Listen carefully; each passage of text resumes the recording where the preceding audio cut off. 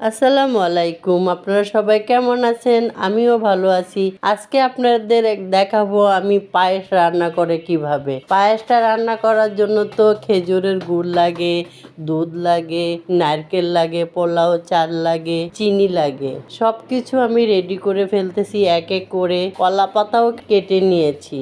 তারপরে আমি গুড়গুলোও কেটে নিলাম। এখানে বড় একটা হাঁড়িতে পানি দিয়ে দিলাম। ওয়াও, আবার একটা বিড়ালও যাচ্ছে সামনে দিয়ে, কি সুন্দর। এখানে অনেক গাছপালা আছে, গাছপালাগুলো দেখতে অনেক সুন্দর। ওয়াও। তারপরে আমি আগুনটা ধরিয়ে দিলাম, পাতিলটা বসিয়ে দিলাম। পাতিলটা বসানোর পরে আমি এখানে কিছু দুধ নিয়েছি, দুধটা দিয়ে দিব, কারণ দুধটা গলে গেলেই তারপরে আমি চালটা দিব।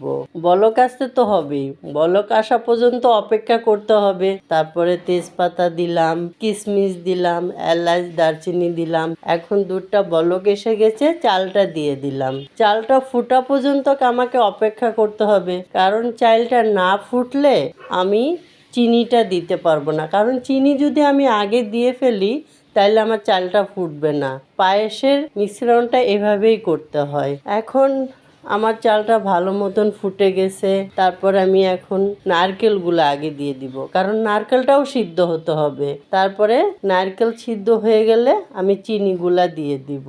কি সুন্দর আগুন জ্বলতেছে, ওয়াও। এরকম খড়ির চুলায় রাঁধতে না আমার খুব ভালো লাগে। মনে হয় সারাক্ষণ আমি খড়ির চুলায় রান্না করি, এত ভালো লাগে। এখন আমি গুড়টা দিয়ে দিব। গুড়টা এজন্য দিচ্ছি কারণ পায়েসটা আমার বেশি সাদা ভালো লাগে না, একটু হালকা বাদামি কালার হলে পায়েসটা দেখতেও সুন্দর, খেতেও মজা লাগে। গুড়টা দিয়ে আমি সুন্দরভাবে নেড়ে নিলাম। দেখেন আমার পায়েসের কালারটা সেই সুন্দর হয়েছে। এভাবে আপনারা পায়েসটা রান্না করবেন। আমার পায়েসটা যদি ভালো লেগে থাকে আমাকে লাইক, কমেন্ট, শেয়ার করবেন। আল্লাহ হাফেজ।